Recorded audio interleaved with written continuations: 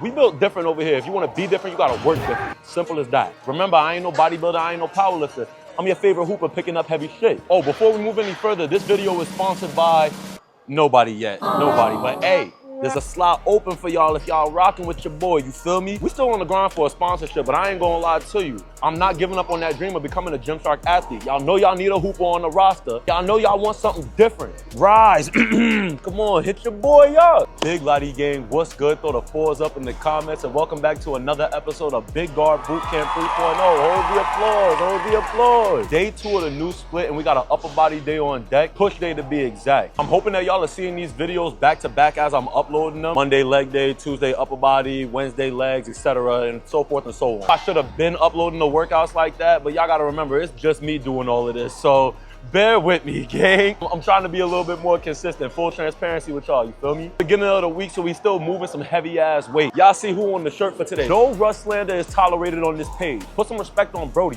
Game Changer LA, if y'all want to throw something your boy's way, you know, hit me up. The DM's is open. So before we get into the rest of this video, make sure y'all like, comment, and subscribe. Turn on the notifications so you don't miss another video. Without further ado, let's get into it. Now, I usually come in the mornings, but today we getting the evening lift in. It's a little after 6 o'clock. Get some shots up on the court afterwards, and then we calling it from there. You could just say we maintaining the muscle. It wouldn't hurt if we put on a pound or two within the process of the new split, you feel me? But being explosive and athletic is the main priority. That being said, let's start lifting some shit.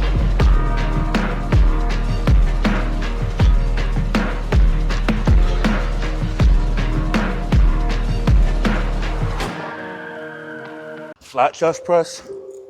Top set of 6, and we got drop sets from there. One message I want to get across that I don't think I've really reinforced the way that I used to in my videos in the past. Don't get caught up in the numbers when it comes down to these workouts. Because I'm peeping some shit about, not y'all as a whole, but a lot of people who watch these videos. Everybody always asks for the leg workouts, the plyos, everything like that. The reality is you use more than just your legs on the court. You use more than just your legs to be athletic, jump high, all of that. The leg days always perform well, but nobody wants to watch the upper body day. And I get it. You know, some of y'all are so scared that lifting weights is gonna ruin your jumper, but the reality is weights isn't what ruins your jumper. Lifting weights and not shooting after. Lifting weights and neglecting mobility work. That's what causes you to get stiff on the court, respectfully. Your favorite players are lifting weights. Look at Steph Curry when he came into the league versus how he looks now. Just about any NBA player, when they first come into the league, look at their body transformation. Obvious that they didn't get worse at basketball. But how the old saying go, you can lead a horse to water, but you can't make him drink. If you want to be different, you got to work different. And respectfully, we built different over here. Again, don't get caught up in the numbers. Get the work done.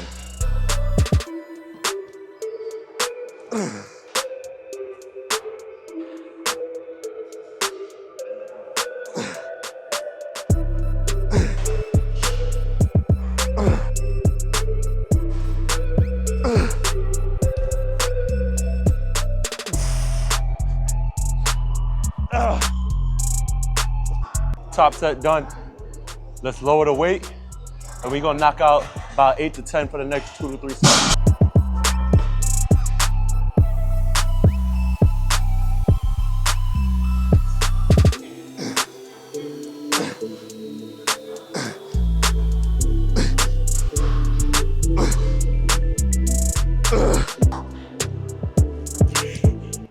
All right. So definitely starting to feel the weights. Moving into a standing overhead press. We're gonna use the dumbbells for today. Not only are we trying to move heavy weight, I'm using the dumbbells for a little bit more stability demand. I know some people will talk about my form. Some people will talk about, oh, you know, whether hands are too wide, too close, whatever. I'm not training strictly for hypertrophy. When you see my arms go out wide, I don't mind that because I want to build stability in the shoulders. I want to work those ranges of motion. And it's weight that I can handle. All of it is weight that I can handle. Y'all saw me knock out 10 reps with the 90s. I still had more in the tank. I wasn't at failure, just close to it. Now we're gonna move into the standing overhead press. Tired, I can barely talk. Let's do it. I ain't gonna lie. I got Diamond Jim playing in my headphones. Heidi unking them. I'm actually watching the Trent Twins video right now. Shit, motivational as hell. Where them 60s at? That's what, somebody using the 60s. Okay, fuck it. Let's see what we can do with these 65s. Same thing, top set of 6, drop the weight for the next 2 sets. But for the standing overhead press, I'm gonna do them alternating after we drop the weight. Fatigue's starting to catch up. Drop down to the 50s for alternating.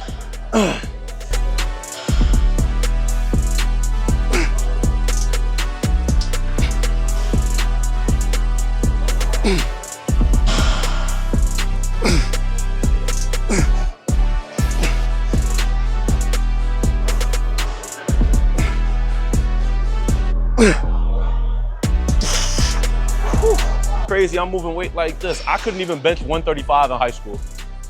I could not bench 135 in high school. Embarrassed myself. Way better now. Don't get me wrong, I was always decent. I was always nice, but shit. Once I added some size to the frame, it was game over after that. 2 sets with the 40s. Oh, my bad, am I on your way? No. You sure? Yeah. Appreciate that, man. My fault, gang. Like I was saying, we're gonna go 2 sets with the 40s, and then we're gonna drop the weight significantly and go with the super range of motion lateral raises.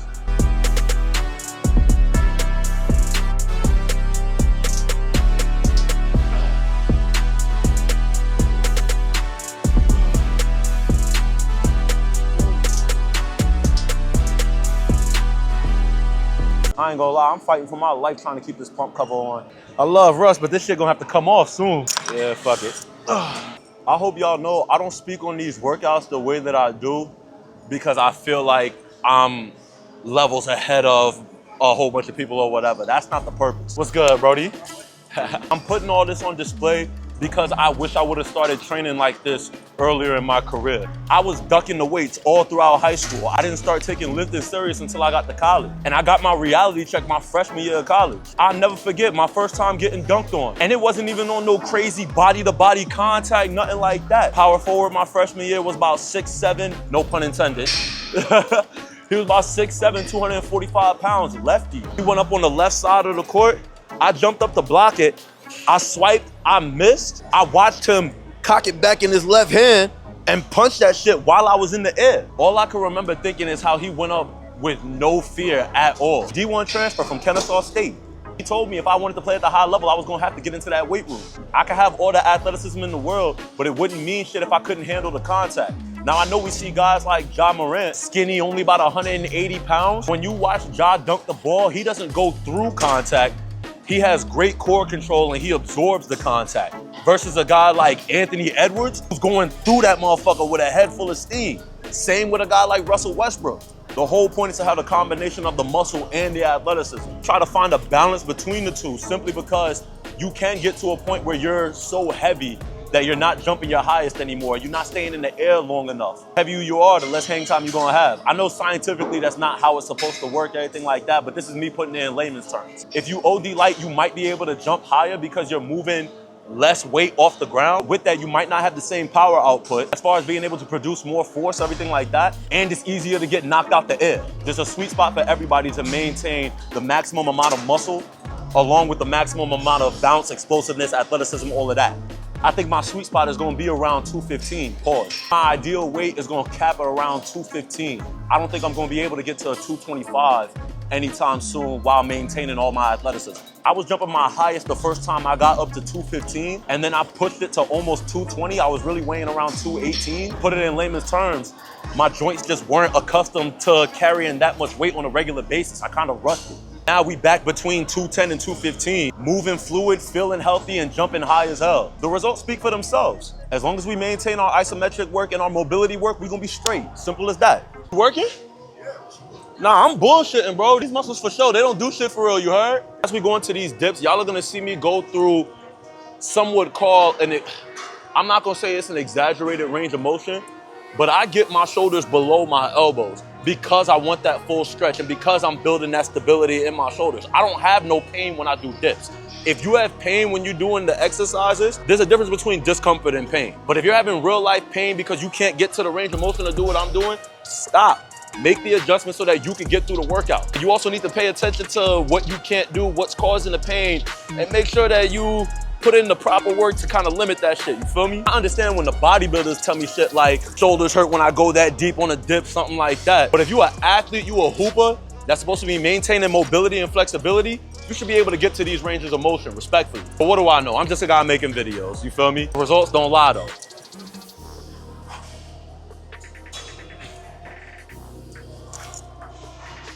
I ain't gonna lie, body weight dips are starting to get a little too easy. Start throwing on a belt and doing them weighted for real. I have to start getting explosive with them. Hold tight, watch this. 2 years ago, I was at Corrupted Strength. Shout out to Russ Swole and all the bodybuilders and powerlifters down in Houston, Texas. I tried to do an explosive dip, like push myself up over the bar. Couldn't do it.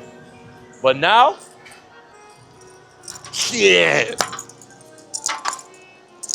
Don't let me start getting on the calisthenics wave and start doing all that shit. So now, changing into the hoop kicks. Y'all already know what that means. Today, I'm actually gonna be doing some jump technique work. For some of the beginners out there, this will actually be very beneficial for y'all. The way it works in my mind, this is what helps my body get accustomed to carrying all the weight and going through the motions that I usually go through on the court, especially after a lift. Did hit legs heavy yesterday. I can't speak for y'all, but for me, the soreness has not kicked in yet. But trust me, it's on the way. Watch what happens tomorrow. Y'all, some of y'all might be hip to it. That leg day soreness usually be kicking in on day 2. I'll be doing some penultimate stride work, really just going through the motion of my gather, breaking down some jump technique work. Who's asking, oh, how do you jump off 2? Consider this your guide on how to jump off 2 feet. My credentials are on the screen. Now let's get to work, gang. We're gonna break this up into 4 phases: approach, gather, launch, and land. First off, kill the stutter step. It's not smooth, it's not sexy. You wanna be aggressive, but with control. The goal isn't pure speed, it's about rhythm and balance. Feel comfortable in your stride and gradually build your speed up. Now let's move into your gather, or your penultimate stride. This is the most important part when it comes to your technique. We wanna take all that momentum we got going laterally and smoothly transfer it up into the air. When that second to last step hits the ground and you bending your knees to jump, extend that step, drop your hips, and lower your center of gravity. Now, if you don't have the ball in your hands, you should be bringing your arms back for a big arm swing. Jumping with the ball is for a different video, but strike with your heel and keep that penultimate stride long and strong. Pause. That very last step should be short and quick, and then it's time to launch. Remember I said strike with your heel? Allow that power to transfer to your toes as you drive your feet through the floor. Swing your arms through with power as you extend your ankles, knees, and hips all in one motion. Bring that chest to the sky to finish the transfer of power between your lower and upper body. Maximizing your vertical requires coordination, and you got to get your body to move all on the same accord. Jumping is just as much technique as it is raw athleticism. Mastering these 3 phases is what's going to help you get the most out of it. As for your 4th phase, the landing, that's what's going to keep you safe and keep you jumping for a long time. You always want to try to land soft, controlled, and on balance. Core tight, knees and hips bent, and think about absorbing the impact through your muscles, not the joint. That being said, things don't always go according to plan, especially in game. My advice, a fall is better than an awkward landing. Bumps and bruises are minor, but constant awkward landings can cause some serious long-term damage. And if you feel like you mastered the technique and you still not getting as high as you want, then it's time to work on that power output and fast twitch muscle. And those workouts are on the page. This is it. Starting off with penultimate stride work, then we're gonna move into some depth jumps. Nothing crazy, those are our only 2 plyos on deck for today, and then we're gonna hit the court. We're gonna get some light shots up as long as I don't get tricked into hooping.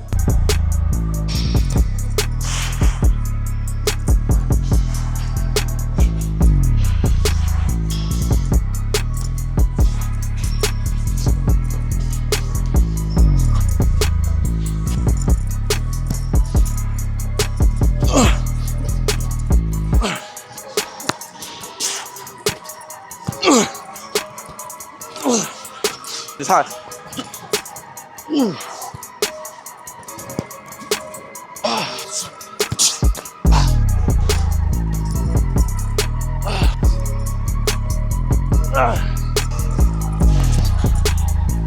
I mentioned earlier, some of y'all might have seen my initial review on the AE2s. I'm gonna put that on the screen right now, actually. So is Anthony Edwards the face of Adidas basketball right now? Let me know what y'all think in the comments, but I just copped the AE2s and we already did our unboxing video. I gave my initial thoughts during the shoot around, but you know we had to break the shoes in for real for a full performance review. Remember, this is just a review from my opinion. Overall, this was a huge improvement on the AE1. These shoes are way lighter, way more flexible, and keeps the same elite level traction. The outsole is mad grippy, pause. I felt extra secure and on balance anytime I played off 2 feet with no worries of slipping at all. Now y'all know I stand 6'4", around 215 pounds, and I put a lot of power into the ground to play above the rim. Even though it's less material, I feel like the upper of the shoe is still just as supportive as the AE1. It's even got 2 heel panels around the Achilles that really locks you into the shoe. My only problem with this shoe is how low it sits to the ground and the lack of cushioning under the foot. Now, if you're a big fan of court feel, this isn't going to be an issue for you. I'll admit the wide base combined with the traction and flexibility made me feel extremely stable, yet still quick on all my cuts and change of direction on the court. With that being said though, for the sake of my knees, more cushion under the foot wouldn't hurt, respect. Now, Anthony Edwards outweighs me by about 10 pounds, and most NBA players wear a different different performance insole for support when they play. I did cop later on and they do help, but that's for a separate video. Right now, we reviewing the shoe as it comes from the factory. It does run true to size, and I'd say it's pretty wide foot friendly. Might have to cop some Adidas socks because I'm updating the hoop shoe rotation. Out the box, I'm giving these a smooth 8.9 out of 10. But the right insole takes them up another level. If y'all want an updated review on that, like and follow for more.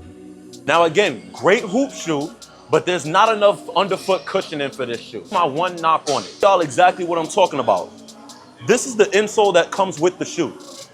There is hardly any padding on this. With a hard rubber bottom like this, I don't know how AE does it at 225. Because if I start jumping a little too much in these, I'm gonna feel it in my knees. Originally gonna chalk these up as a shoe that's just gonna be third in the hoop shoe rotation, maybe just shoot around in it because they are still comfortable. One thing y'all gotta remember, most NBA players, if not all NBA players, have different insoles inside of their shoes. Y'all know with me, I used to wear Victory insoles in almost all of my shoes. And I still do to an extent. With the way that sneaker designs have been upgraded and the materials have been way more premium, there are a lot of shoes that my Victory insoles just are not compatible with. For instance, the Ja 3s, no need for them at all. The shoe is responsive, bouncy as hell, but still has enough cushion and support for my feet. The Victory insoles aren't really compatible with this shoe. Carbon fiber just takes up way too much space. I read online about these Move insoles, and I'm not gonna lie to you, these are a game changer. They're not responsive in the same way as the Victory insoles when it comes to the bend of the foot, but it does have very good arch support and good cushioning in the heel. I even copped the Move socks to go with the insoles. So y'all know my initial score for the AE2s. Within the shoe review series, I'm gonna leave that as is because I'm reviewing the shoe as it comes out the box. Score gets updated once we put the Move insoles in here. This isn't sponsored, by the way. I'm just giving y'all my honest review and opinion. Yeah, y'all know we're gonna have to test them out on court. Now, y'all already heard me say these Move insoles are definitely a game changer when it comes to the AE2. Y'all already know I stand 6'4", around 215 pounds, and I put a lot of power into the ground to play above the rim. But the lack of underfoot cushioning in the AE2s was extremely frustrating. Over time, I was feeling them hard cuts and plants in my knee. And it sucks because the traction and stability in this shoe is actually pretty good. But the Move insoles were the perfect complement. Now, while I wish the cushioning was more responsive, it definitely took the pressure off of my joint. And as you can see, even though I got tricked in the hoop and I could still get up. And even though it ain't the most responsive cushioning, spotting the heel allows for a smoother transfer of power from the heel to the toes when you're going for a jump or running in stride. The shoe is kind of flat, but the flexibility contrasts that. And the insoles fit perfectly with the flexibility of the shoe. I can't say the same for the Victory insoles. But remember, when it comes to these shoe reviews, this is just my personal opinion based on my experience and what I value in a shoe. Some of y'all are a big fan of court feel, but for me, I'm not really a fan of sitting low to the ground in my hoop shoes. That being said, the insoles still provide good cushioning while allowing for good court feel. Overall, I think they upgrade the shoe to a 9.2. But I hope y'all enjoyed this video. Make sure you tap in for the next episode of Big Guard Bootcamp 3.0.